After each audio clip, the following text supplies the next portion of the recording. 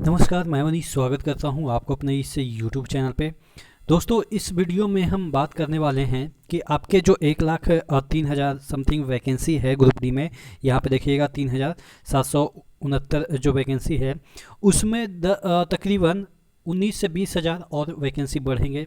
मैं ऐसा क्यों बोल रहा हूँ, कैसे कैलकुलेट मैंने किया है, तमाम चीज़ों को हम एनालिसिस के साथ विथ प्रूफ आपको दिखाएंगे, जिससे आपको यकीन होगा कि 20,000 के अराउंड वैकेंसियाँ बढ़ने वाली है आपके लिए। ठीक है, जिन्होंने फिजिकल के लिए तैयारी किया है, जिन्होंने क्वालिफाई किया है फिजिकल के लिए, उसके उनके लिए काफ़ी अच्छी खबर है। कैसे क्या है, तमाम खबरों के लिए बने रहिएगा शुरू से अंत तक कि कैसे कैलकुलेट मैं कर रहा हूँ और ये सही है या नहीं है। ठीक है, तो चैनल पे नए हैं तो सब्सक्राइब जरूर कर दीजिएगा, वीडियो अच्छी लगेगी तो लाइक जरूर कर दीजिएगा। सबसे पहले ये जो आप डेटा देख रहे हैं, ये आपके जो है वो कौन से जोन में कितने वैकेंसी है देखिएगा। सबसे पहले मैं आपको दिखाना चाहूँगा यहाँ पे जो कुछ दिन पहले यानी 1-2 दिन पहले एक चीज़ आई थी जिसको आपने देखा होगा कि इसमें जो कट ऑफ है सीसीए का, वो आप देखेंगे कि इनका जो मिनिमम क्वालिफाइंग मार्क्स है उसी के अराउंड है। तो कहने का मतलब ये है कि मिनिमम क्वालिफाइंग मार्क्स पे सीसीए का जो है वो आप कह सकते हैं कि डॉक्यूमेंट वेरिफिकेशन होना है। अब नंबर ऑफ कैंडिडेट जो बुलाए गए थे यहाँ पे 1240 बुलाए गए थे वेस्टर्न रेलवे में। ठीक है, देखिएगा यहाँ पे वेस्टर्न रेलवे में 1240 बुलाए गए थे।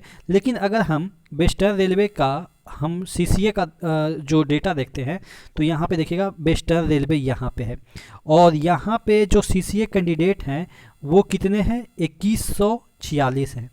समझ रहे हैं, 2146 सीट है और बुलाए कितने गए थे, 1240, जो कि अभी आपके यहाँ पे दिख रहे होंगे कि 1200 जो 40 है वो बुलाए गए। यानी कि टोटल बच गए कितने, 906 बच्चे जो हैं वो गए ही नहीं या उनको बुलाया ही नहीं गया।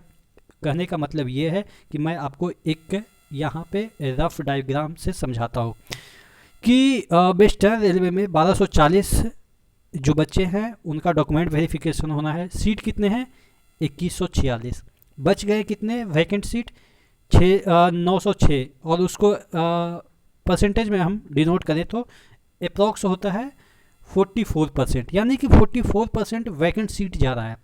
अब ये 44% चूँकि टोटल सीसीए का जो आप कह सकते हैं सीट है वो कितना है, 20,734। अगर आपको विश्वास नहीं होता है तो यहाँ से देख लीजिएगा, यहाँ पे आपको सीसीए का 20,734 यहाँ पे देखिएगा, नीचे यहाँ पे दे रखा है। ठीक है, यहाँ पे देखिएगा 20,734 सीट है।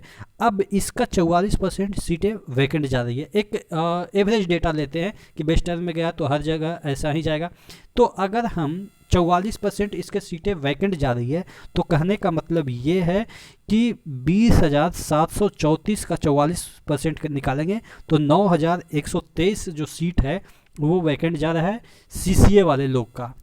यानी कि 10,000 अप्रोक्स मान लेते हैं, कहीं ज़्यादा कहीं कम मिला के 10,000 मान लेते हैं।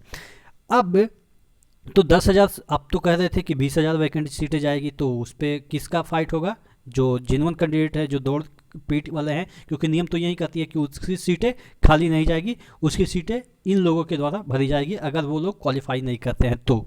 ठीक है, तो अब 10,000 तो यहाँ से मिल गया सीटें आपको।